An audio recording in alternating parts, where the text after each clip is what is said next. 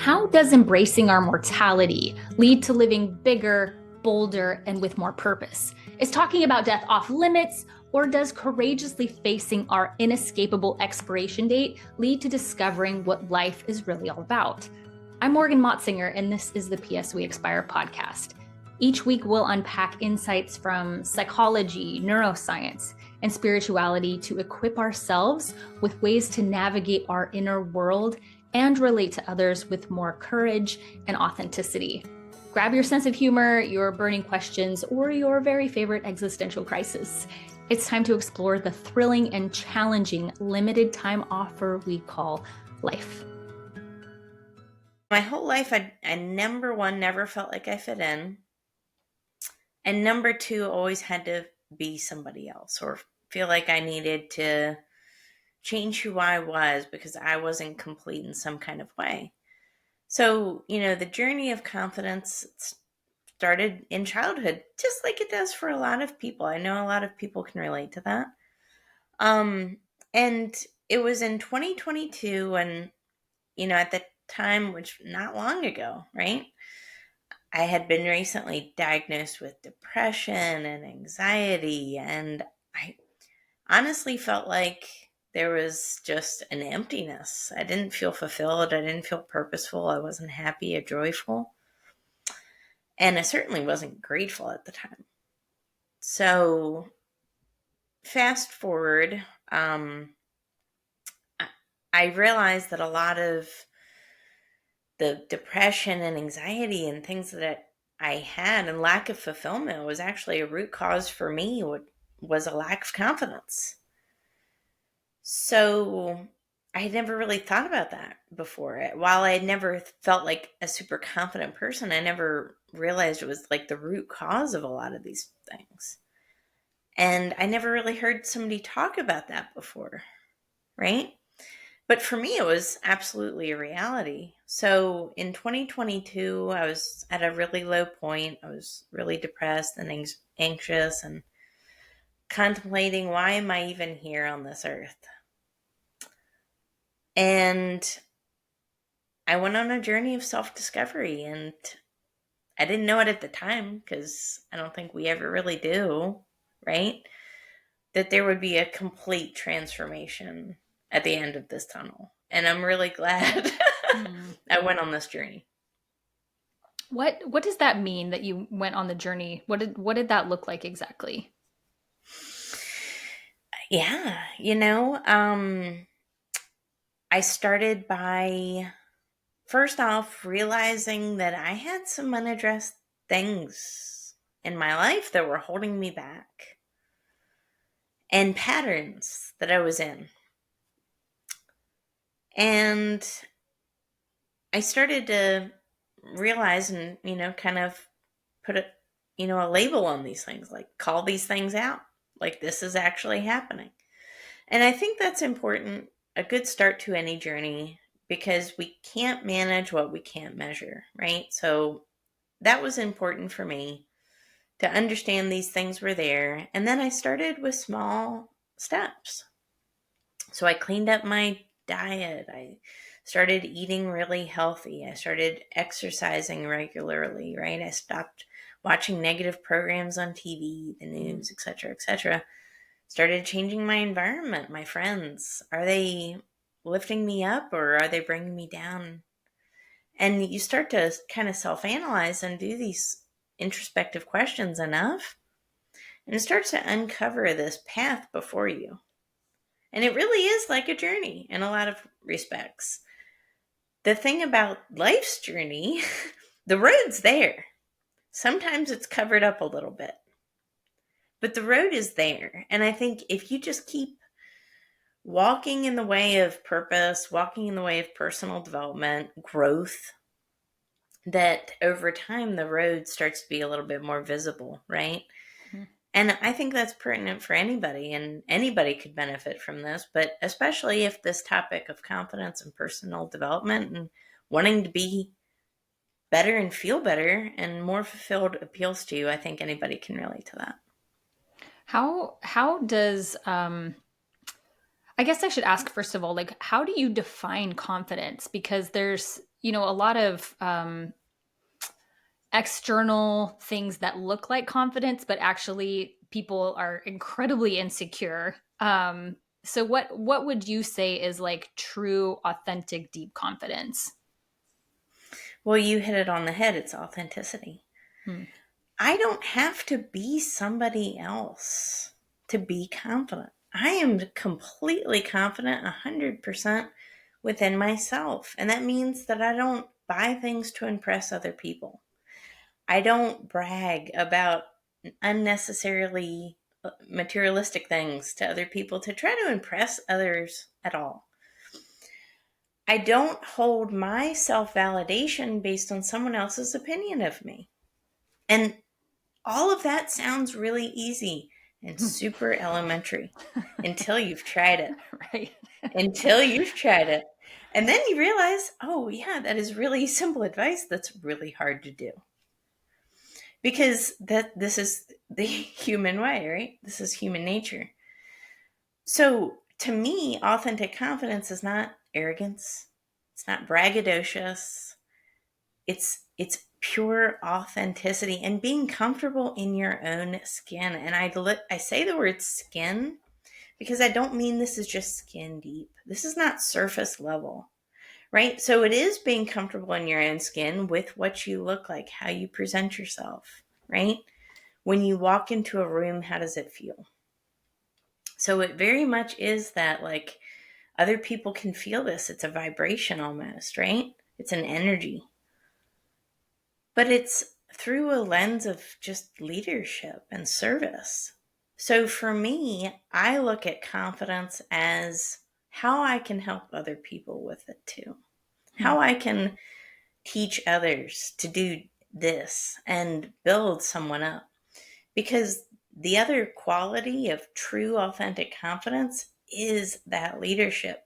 And it's when you start rising, you bring your hand back and lift somebody up that's coming up that ladder right behind you. It's not suppressing others.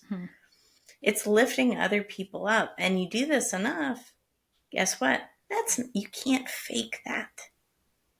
This is not something that can be faked. You can fake arrogance. You can fake a low self-esteem. You can fake these like macho kind of egotistical things, but you can't fake genuine confidence. I really do believe that. I like this phrase I heard a while ago that said that nobody who is further ahead in the journey will ever I wish I could remember the phrasing, but it's something about like they'll never knock you down. Like the people No. who have pursued authentic confidence and have pursued living a life that is genuine to them will never knock down someone else who is also attempting to do the same thing. And I think that that's a pretty good, clear indicator of whether or not someone is worthy of being followed, somebody is worthy of being called a leader, is if they, like you said, have that mentality of like, how can I bring people along with me? And sometimes it's just the act of, like you said, coming into a room with a particular energy that says like, I know who I am, I'm sure about who I am, I'm confident about what value I bring and how I can help other people. And that is magnetic. People want to be around that because, especially like if someone is really dealing with some mental health issues, like depression and anxiety, we're looking to people who have perhaps gone through that and still have been able to find joy and love in their life and a pursuit of things that light them up. And that's like Esther Perel says that the erotic is the antidote to death. And not eroticism necessarily in like a sexual context, but really like the joie de vivre, the love of life is the antidote for this crushing sense of like, do I even matter in the world? I'm going to interrupt for a quick second to invite you to download something I just created for you. It's called 6 Ways to Embrace Mortality and Live with More Purpose. These are 6 simple exercises to start to view your life through the lens of your own mortality. And I love these exercises. They're pretty easy to do. One of my favorite ones is a life review meditation. morganmotsinger.com/purpose to download your copy. Okay, back to the show. Sorry, I just kind of went on a little tangent there, but I want to ask you about the GRASP acronym. So as you talk about grasping confidence, can you dive into what each of those letters mean as we explore this topic of confidence more? Absolutely. So it starts with a foundation of gratitude. And the reason why it starts with a foundation of gratitude and how I came up with gratitude was I had read a lot of self-help books. Again, I was on a journey, right? So I was reading a lot, I was digesting a lot, I was trying to understand not just confidence, but success in general. Because confidence is success, by the way, right? It's very similar, again, vibration and energy as success. So I was reading all of these books and I noticed that gratitude was somewhere. It was chapter 7, chapter 14, 11, whatever. But from my experience, it was actually the first step. So when I was going through this journey, I realized that those things that happened in my past, those adversities that I at first thought were hindrances and obstacles, actually turned out to be a stepping stone to something greater. It turned out to be an avenue to get to my actual purpose. And then I started realizing that these things weren't holding me back. They were actually a catalyst if I chose to appreciate them. Hmm. And herein lies decision number one is confidence is a choice. And we can choose gratitude and we can choose confidence just the same. And I want to emphasize that because a lot of people think they see somebody, maybe they're a really amazing keynote speaker or podcast host or TV star, and they say, wow, right? That's great for them. But I really want to let everybody know that it's possible for everybody. So for me, it started with that gratitude. And another reason why is because gratitude is the law of increase. So if we have gratitude, I think if I'm telling this to a small child, right? If we have gratitude, it's like putting a coin in the piggy bank. But if we're negative and things like that, it's like taking coins away from the piggy bank. So one adds, the other takes away. I would rather have addition to my piggy bank, right? It's the same thing. So we start with that foundation level of gratitude and then it builds. And, from there, we're able to really experience that level of increase that I'm talking about. And again, this is not just in success, but this is confidence, but this is success in all areas of life too. Because I think that gratitude is actually that anchor that can help us sustain confidence and sustain success long term. And I know that probably resonates with your audience because we can know how many people have won the lottery, right? And lost it the same year. Why? Right? Maybe there was no gratitude there. I don't know. I'd be curious to explore that a little farther. But when we have gratitude, it is the law of increase, and we can apply this to personal development just like we can apply this to success in life. And that's step number one. I want to pause here for just a second to acknowledge that what you said about gratitude being a choice is really important because so often we get kind of bogged down in this belief that gratitude is a feeling, and Yes. it is, but the other side of the coin is the choice. And if we're talking about like how our brains work, if we're going to give our brains a task to do and something to focus on, this is directional choice when we decide to focus on the things that that we can be grateful for. And I'll tie this back a little bit to what you said about some of the habits that you changed when you were coming out of your depression and anxiety. And one of the things that you mentioned that I think all of us need to listen to and implement is that you changed the things that you were consuming as far as like the news goes, and Yes. this ties in with this idea of gratitude being a choice, because those are things that we can control. And if we're not aware of how they're influencing how we view the world, it's really difficult to change course toward gratitude, if what we're constantly hearing is disaster and everybody's fighting and all of that, like how we can't have our brains be looking at that and also saying, I should be really grateful for what's happening in my life right now. It's polar opposites. And so I just wanted to double click on this, that so much of what you're saying with gratitude has to be a conscious decision. And it's not just some emotion that we generate from who knows where. Exactly. And that perfectly ties into step number 2, which is responsibility. We all have to have an ownership of our choices, our actions, our thoughts, our behaviors, and so on. And it starts with the mind, right? It starts from within. We hear this all the time, right? But it doesn't end there. There's so much responsibility that we need to have in our lives. It's the responsibility of our thoughts and patterns, but it's also the responsibility of our environment, the people we surround ourselves with. If they bring us down, if they cause us to lack confidence, if they diminish your dreams, hopes, ambitions, what would that do to you? Of course, it's going to make you less confident, less ambitious, less successful, probably take less risks, believe in yourself less, lower your self-esteem over time. So the thought patterns that we create in our head, which again, when I say this, I'm talking about the average person.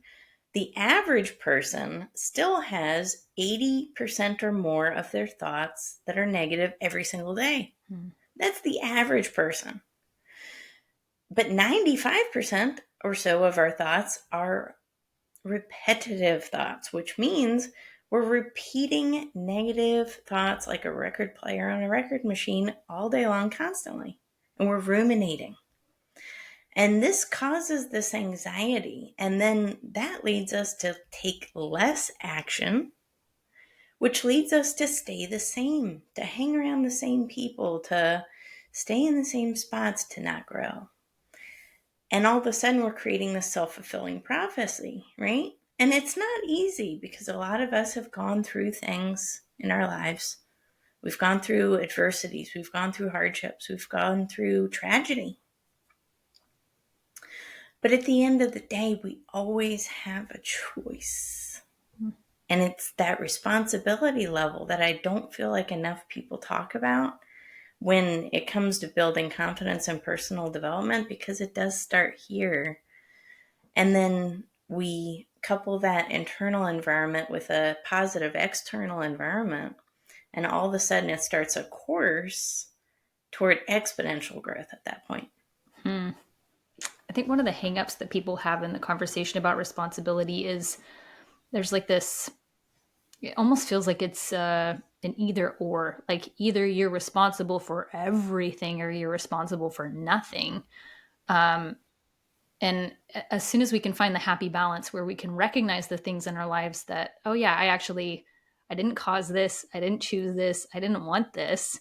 And the areas where like, okay, what am I going to do with that now? What things do I have control over? And that is a really powerful perspective shift from, instead of, again, like focusing and ruminating on the things that are outside of our control, to just turn that lens inward and say, okay, like maybe there's a lot of stuff in my life that I don't like how it's going, but where are my choices here? Where are my choices? And they might just be really tiny little choices here and there, to go for a 5-minute walk, or to, I don't know, like tiny little micro choices. And that's a really powerful way to start understanding personal responsibility in like a really helpful and positive way, instead of like, it's all my fault. Exactly, right? It is empowering. It's very empowering, actually. And guess what? It doesn't have to be leaps, bounds, and marathons. The power of the compound effect kicks in right here too. And it's an accumulating thing. You can't start big a lot of times, right? Nobody's asking you to. It's okay. And if you're coming from a place of, again, you're trying to overcome depression and anxiety, it's going to be really hard for you to start huge, and nobody is asking you to. But start 1% every day, one step at a time. And you do this every single day. And people, when they hear that 2-year mark and they think, what, 2 years ago you were at a rock bottom point and now here? What?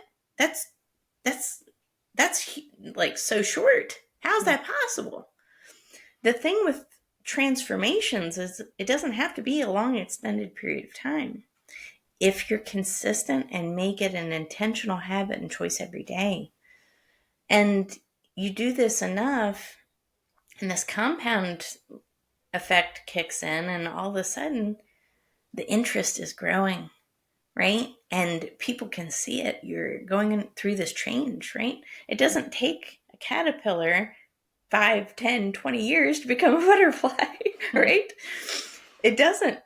But a total, complete transformation did happen. And we see this in nature all the time. So know that it is possible for you as well. That's the only thing that's more powerful than fear is hope. Right. Yes. And many of us are lacking the hope that things can get better. So that's a really powerful component to that. So we did the R. What is the A? The A is action, right? Because no amount of thought replaces any amount of activity. I promise you this. For all the perfectionists out there listening, I understand. I'm a recovering one as well, right? Classic overachiever over here, right? Perfectionist to the max. I get it. But no amount of thought replaces any amount of activity. So just think about it that way. But stop thinking because you need to be acting, right? But take those small steps. And again, it could be small. Like you said, a 5-minute walk as opposed to not doing an activity is steps in the correct direction, right? Set small, tangible goals for yourself and achieve them one by one. And write these things down that you achieve as you do them. And say it out loud and congratulate yourself and appreciate how far you've come. And that's where gratitude keeps playing in. So none of these steps are, you complete gratitude, congratulations, go to the next level. You never have to look at gratitude again. It's all harmonious. And these steps are things that you practice every day. It's a lifestyle change. So there's certain things, there's certain days that we all need help with one area or another. But you'll find a complete day is a day with all of these steps in it. Where you take action, where you take ownership, where you express and feel gratitude, and you do the other steps as outlined. And you know what? That's a day worth lived. Is it not? It's a day where you feel more confident and inflated and happy and joyful, but it's also a day that you lived, actually lived. That's powerful. That sounds like a really great journaling practice, like in the evening, to go through all of these steps and self-evaluate. That's right. Absolutely. Absolutely. Okay, so A is to take action. And I Yep. really like your phrase that no amount of thought replaces activity. That's really powerful because people who are prone to rumination and worrying and again, like trying to make things so perfect in their own minds before they, in their businesses, attempt a new product or launch or whatever, or even ruminating about relationship conversations that they're going to have, nothing changes unless what's on the inside comes to the outside. and I see the correlation between confidence and not worrying so much about failing, because the more truly confident we become, the less failure means anything about who we are. It just is something that happens. Exactly. Exactly. And the next that I have is sight, because I really believe this. And Marian Wright Edelman once said, you can't be what you can't see. So, we have the gratitude, we have the responsibility mindset and the ownership, and then we couple it with action, but we still have to see where it is we're going and where we want to be in order for it to be clear so that we know we're on the right path. This is really key. It's key in building confidence. It's key in building your business, right? It's key in building a team, a family. a project, right? For you to see where you want to be and who you want to become, you've got to visualize it. And not just visualize it in our minds. But one thing that I started to do as well when I was coming out of this depressive state and, going on my journey, I got rid of clothes that I didn't like, that didn't look good on me. I got rid of them. And I realized, why am I holding on to things that don't make me feel good about myself? And then every time you put it on, you don't look pretty or don't look good. And then what does that reinforce? So get rid of it. If it doesn't serve you, don't give it a place, right? And it could be something so simple as clothes, but go out, have a shopping spree, right? Blame me, that's fine. Noted. Have a shopping spree. The 20,000 Here I said I Amazon could. I know. Do it. Like, go on a shopping spree, buy a bunch of clothes that make you feel really good about yourself. And when you look in the mirror, you say, you know what? I look pretty good today. Start doing those things and then pairing it with the internal visualization of in your mind that keeps thinking about what your best self is actually going to look like. When they walk into a room, how are people going to react? What's the energy going to feel like? And start taking that in and feeling it as if it's already happening. And you will take steps to become that person at that point. And just watch as your life starts to change. Just watch. It's incredible. I really like the simple and applicable call to get rid of stuff that doesn't make you feel good. And I immediately was thinking about, I know I'm not the only person that does this, but I'm thinking about several pairs of pants that are too small for me, that I have, several pairs of jeans that I cannot fit comfortably in. And I'm holding on to them with the hope that I will fit back into them. But every time I look at them, I just feel like crap about myself. Like, you don't fit into those anymore, Morgan, and not even thinking about, not even recognizing how this is like a subtle message to me all the time that I'm not good enough.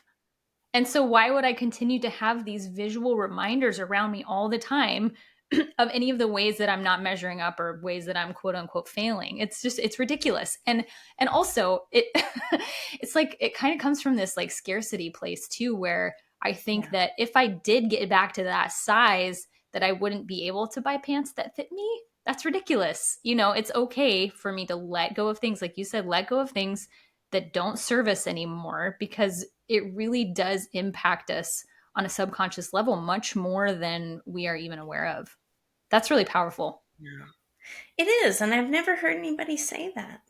And for me, these were literally just the tools I used to build confidence. But at the time, it's not like when you're on a journey of self-discovery and transformation, you're saying, oh, that's step right. One. That's exactly what I did. Oh, that's exactly what I did next. But as I thought about it, these were the steps I took. And, it's so powerful because we can all get there. But we need these reminders of I'm not good enough gone.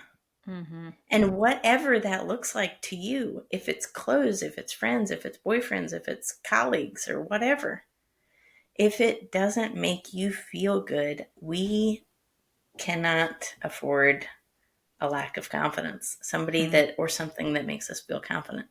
Clothes are an example of that. And it's really important, especially as women, I feel like, right?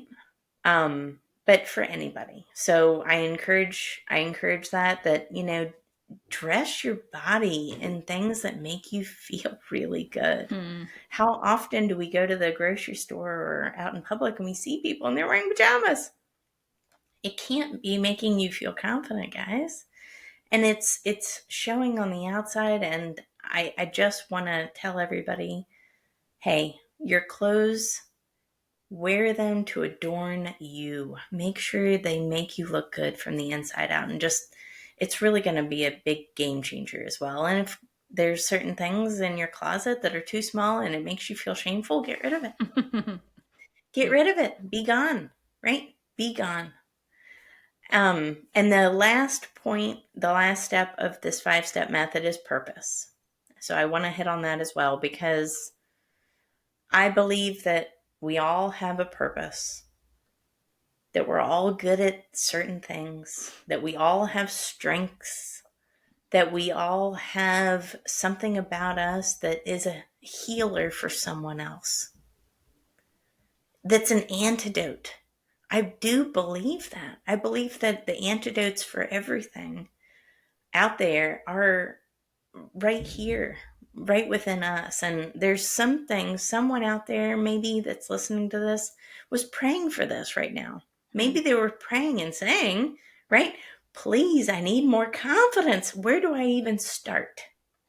And they hear this episode and they learn how to do the first couple of steps to start.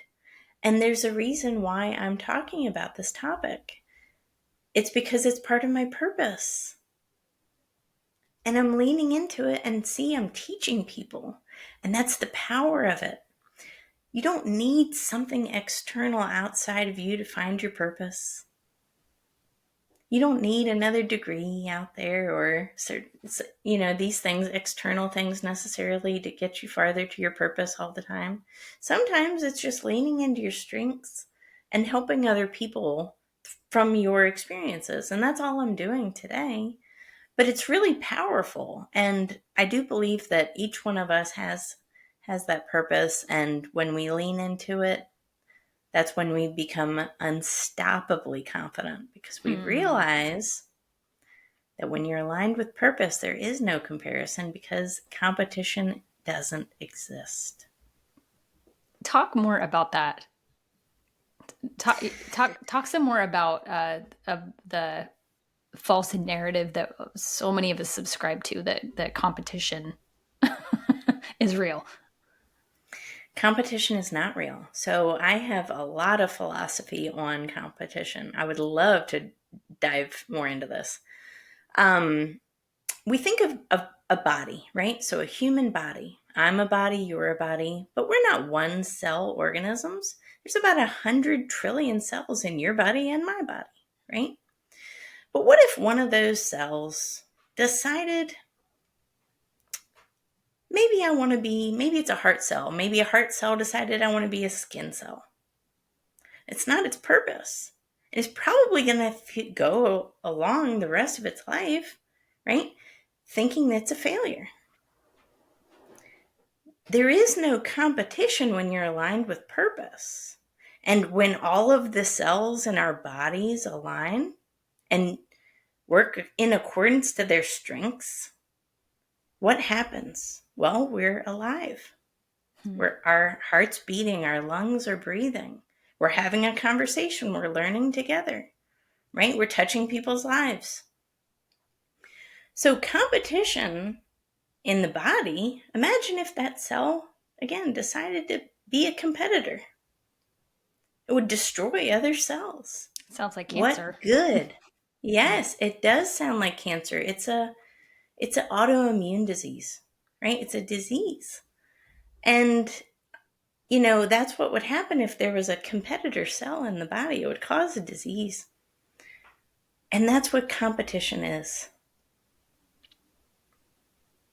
That's what it is. And when we are collaborative and work together as a unified body, as a collective people, that's when we actually go to that next level of success collectively. And I know that's possible. I really appreciate the pausing on that for just a moment, because I think having a clear purpose absolutely is the thing that helps strip away the illusion of competition, because the purpose is, it's not only singular to each person, but it also contributes to the greater good of everyone.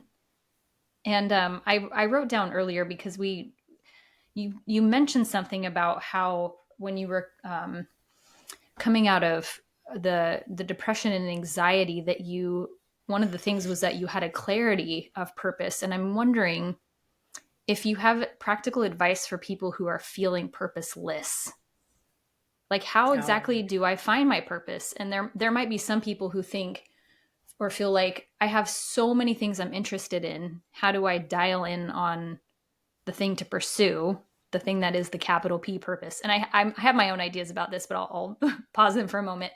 And then you have some people who are like, I don't feel anything. I feel flat or I feel numb. I don't feel like, how could I even figure out what my purpose is? So how would you coach someone when they're feeling purposeless or confused about what their purpose is?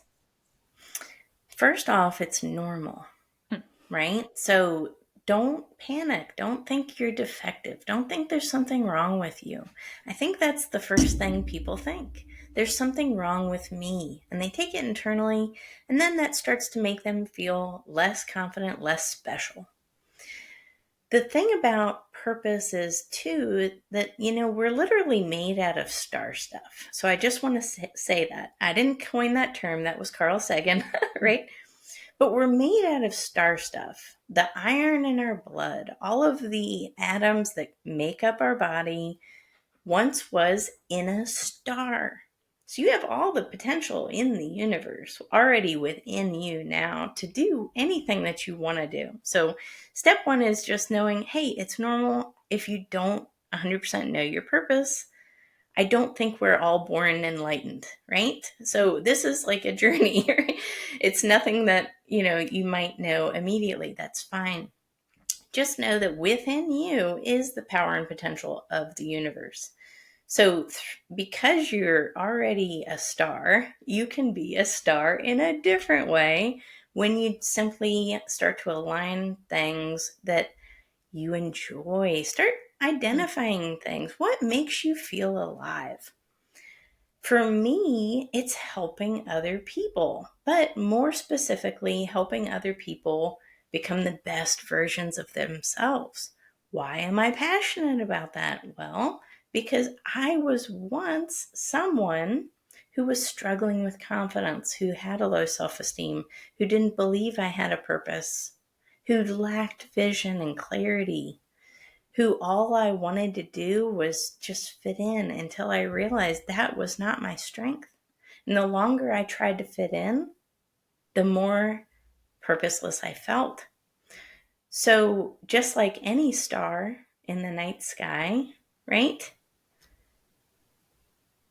Just like any star, you have to stand out. You have to align with things that serve you and make you again feel alive. Start paying attention to that. But it's also something that you can make a living out of. So how can you use your purpose to help others? I believe at the end of the day, if you're really confused and aren't sure, ask yourself, what can I do to help others? What skill set do I have that somebody else would like, that needs, that could improve their life? You could always ask yourself that question, because at the end of the day, it's nobody's purpose to hold someone else down, because we are a collective body. So if in business, just the same. If there's a loser at any end of the business spectrum, it results in a negative, right? I have a friend, he's an author, and he said he's a leadership coach as well, and he says this: 1 - 1 is 0. I think we can agree on that, right? So if somebody loses, nobody gains. But 1 + 1 is 2. Well, that's positive, right? It's very simple. This is not complicated math. So what can you do to help others? And ideally on a collective scale, a mass scale. What skill do you have that a lot of people need? Then you start getting into aligning purpose with a mission to help a lot of people. Hmm. And I think when you can do that, that's when all these avenues of success really do open to you. I liked as we were talking about clothing, trying on clothing and see what you feel good in.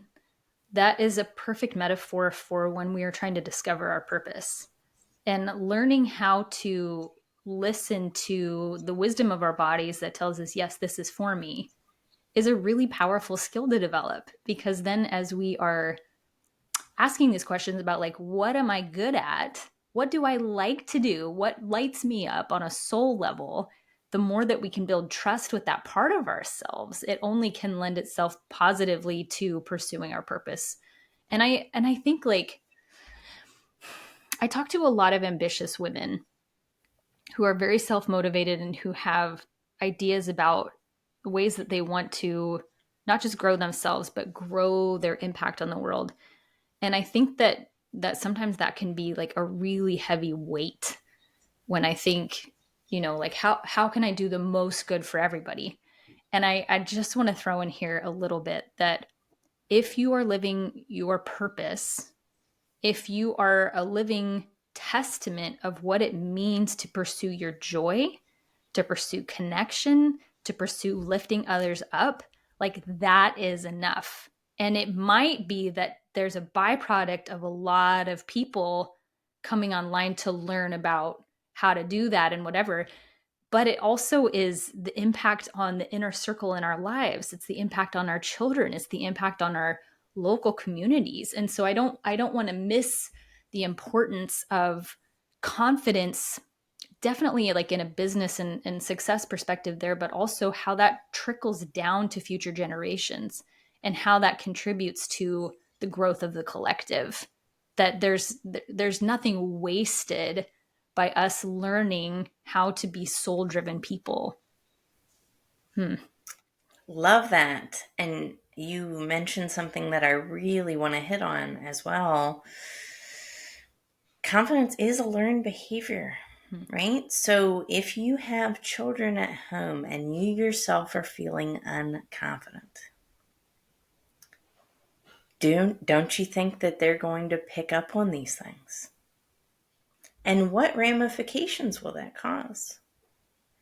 If it causes one day of our daughters or sons saying, I hate myself, we don't want that, right? And this is why we have to take care of ourselves first as parents. And yes, that's one of the hardest things to do, especially as a mom, right? You want to give, give, give. But if we are pouring from an empty cup, they are watching these things and they're learning and they're soaking in every minute of it. And the last thing I want my daughter to say is, I don't like myself. I don't feel good about myself because she heard me say it about myself. Or she watched my body posture get worse and cave in instead of expressive and expansive. That's the last thing I want. So, you know what? If you don't do this for yourself, at least do it for future generations, but you have to take care of yourself at some point in time and care, right? Because not only is this your livelihood in life and quality of life and fulfillment, but who is watching? It's pretty powerful. Yeah, it is. I want to go back a little bit to like when we were talking about confidence isn't the same as arrogance or like being braggadocious, I think is the word that you used. In the realm of business, how do we, I see a lot of women struggling with this, and I struggle with this myself, is this idea of like self promotion. It feels really difficult to do, and I see some people who don't struggle with that at all, and they're just all about like sharing their successes and sharing all their credentials and sharing all their experience. And then there are so many women especially who have incredible life experience, so much talent, so much skill that's developed, and they feel very weird and awkward and ashamed of sharing that. So can you share a little bit about how confidence trickles into this idea of like not icky self-promotion, but really like doing good in the world by talking about ourselves? That's right. You know, we have to put ourselves out there. And you could be the best. I say this quote all the time. This is a quote from a book, The 10X Rule. You may be the best, but unless you're the best known and people can find you, they can't do business with you. They cannot, right? The age that we're in right now makes that so. So, like it or not, it is the reality, right? So, we do have to be visible, which takes a lot of confidence, right? But this self promotional aspect of it is really important because you're right. Most of our clients are men. I have never worked with a male client that has had a problem with promoting himself. The female clients and people in my network that are female, I have seen that issue, right? That they hold back, they don't share information. And these are very credible women. They've done amazing things. Boardroom, C-suite. You can't tell by looking at their resumes, by looking at their profiles. They actively hide back information. And I think there is some shame there. And I've even experienced it. And the thing about confidence, too, that I want to mention is that it's one of those things, it's not like you're always 100% confident. Even when you're building confidence, you're going to get a little knocked down in life. I mean, that's just how it is. And it's going to test your confidence, right? But there was times when a PR article, let's just say, got publicized and I could tell, like, there's always some shade from other people, right? And if you start to listen to that kind of stuff, or if you start to throw shade on even yourself and say, I'm just not going to publish it. Why? You had an amazing feature. Some magazine, third party, wanted to interview you. I actually knew somebody that was on TV, and I had to convince them to air it on social media and publish it. A TV interview. That's huge. And they almost didn't publish it. Imposter syndrome, right? And again, thinking that, why me? I'm not so special. What do I have to say? Or who cares, right? Why do we have these feelings? I don't know, but I do see it a lot more with women. I think you are right about that. I'd like to do some more digging in that because like a lot of the women that I know are sure about what they're saying and they're sure about the positive impact it can have, but still just like tense up when it comes time to actually tell people the amazing things that they've done. And I just had this metaphor come to mind of like if there was a heart surgeon who was incredible in his field or her field, I will say her field, saving lives, experimenting and finding different ways to do complicated surgeries, and people's lives were better for it. If nobody knew how adept she was, there would be so many people whose lives were worse off because they didn't get to work with her.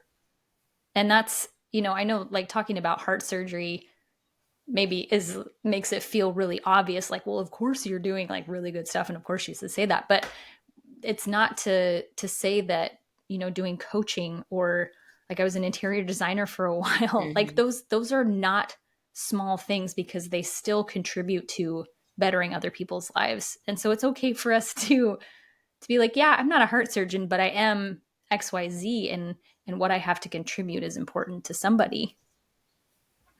Exactly. I think I'm going to investigate right? that a little bit more about that confidence piece for women.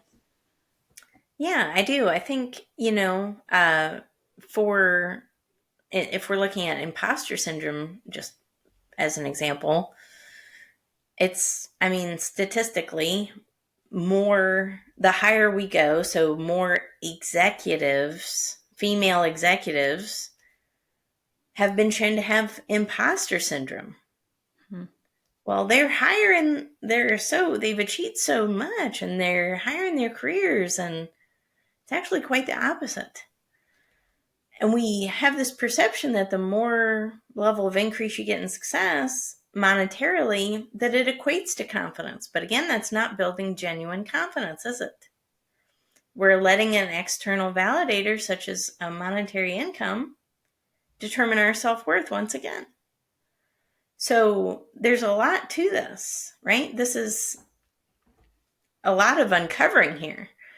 This is peeling back the layers of an onion, and how many layers of there is an onion until you get to the core, right? It's a lot.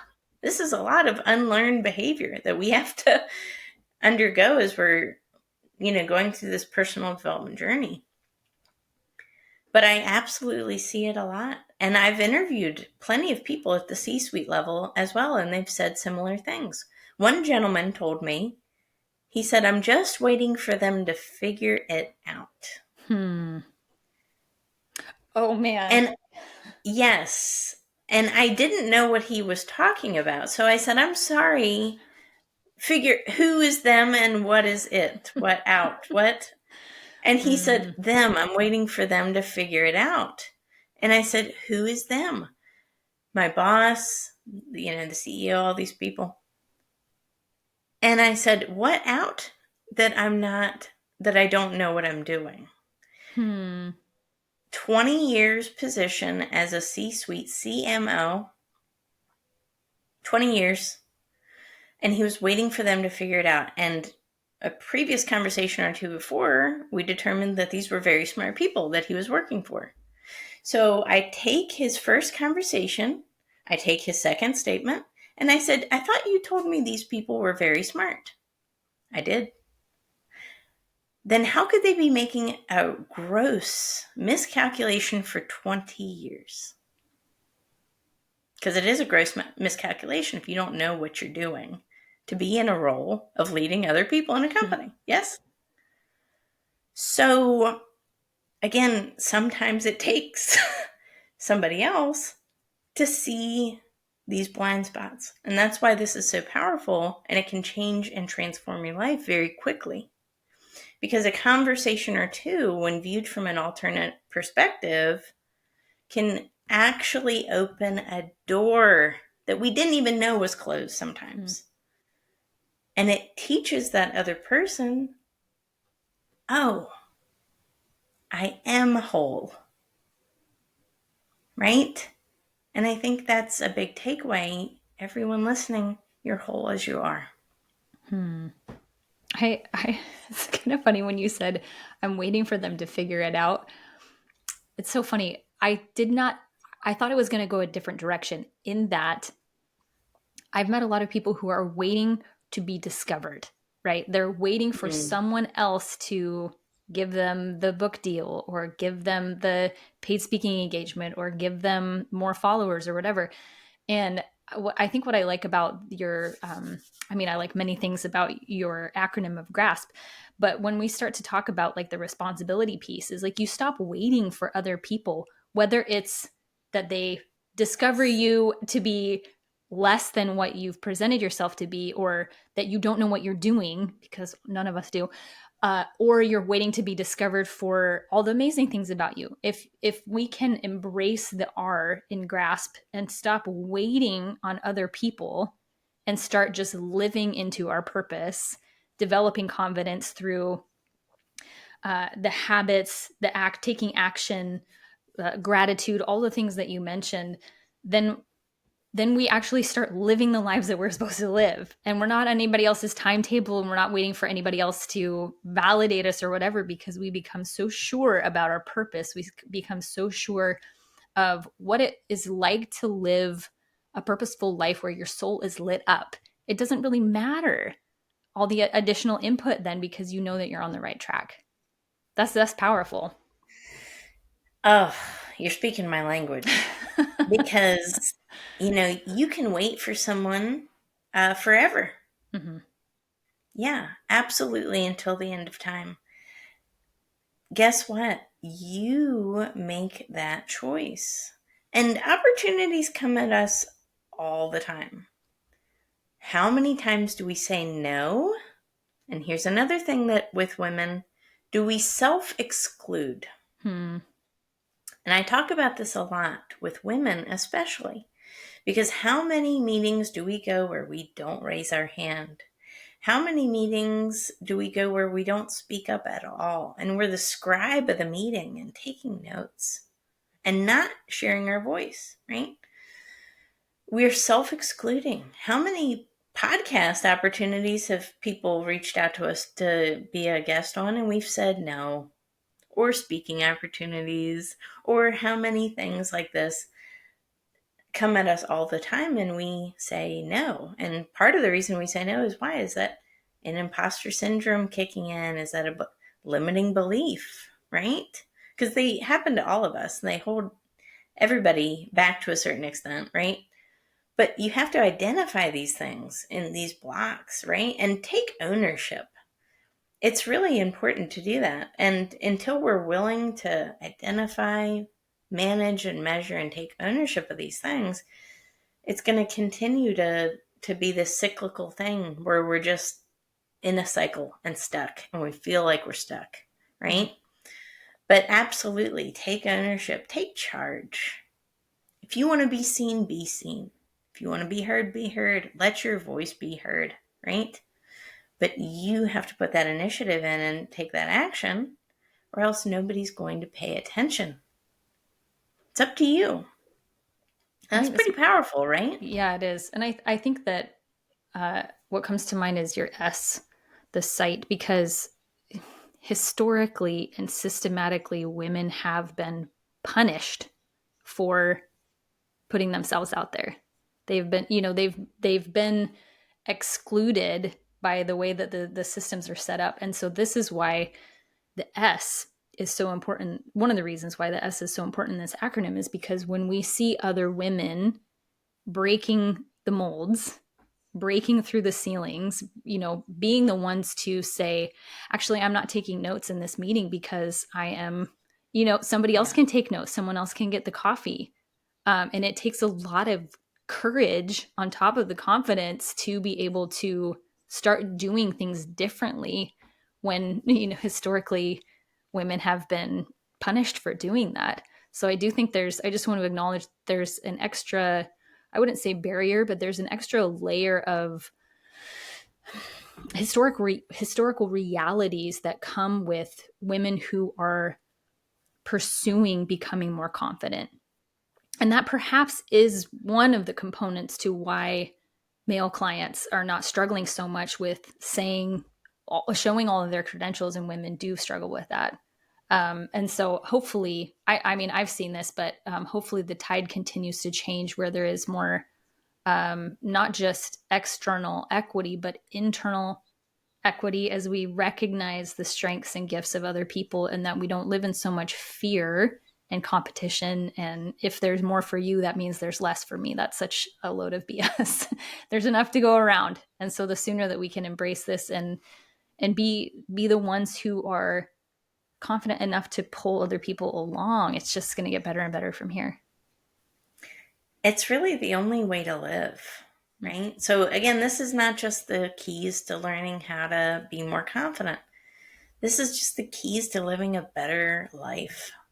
When you have a life that is not in competition, you're not racing towards the bottom, right? Because I think that's what competition is. It's a race to the bottom. And you don't go anywhere good with that mentality, right? So putting competition to the side, of embracing things like collaboration, embracing opportunity to work with other people and elevate them, right? Embracing a collaborative mindset, that's an expansive one, right? That's not one of limitation, because again, simple math, 1 minus 1 is 0, but 1 plus 1 is 2. So there's a net gain, right? When you collaborate. And then, you do all of these things and you put your action in and you anchor that with sight of a vision of who you want to become.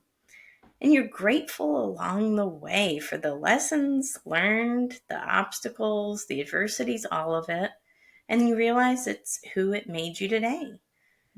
And that, coupled with, the vision of a future, helps give you more hope and strength and resilience so that you do keep going, so you don't get deterred when another obstacle or hardship comes around.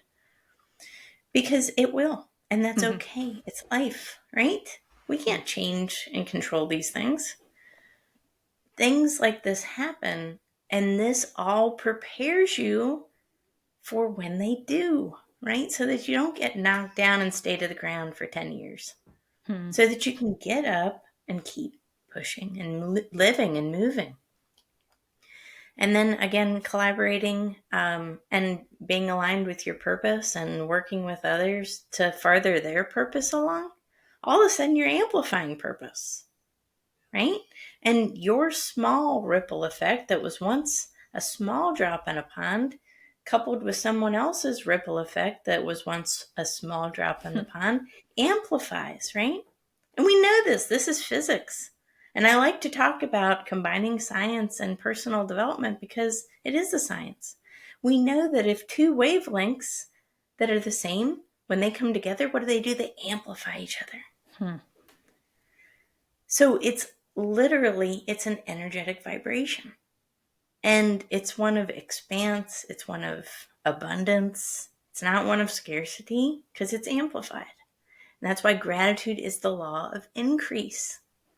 And you find other people that drive with that and are amplified by that and say, I resonate with that message. Keep those people around you. That's when you're finding your tribe.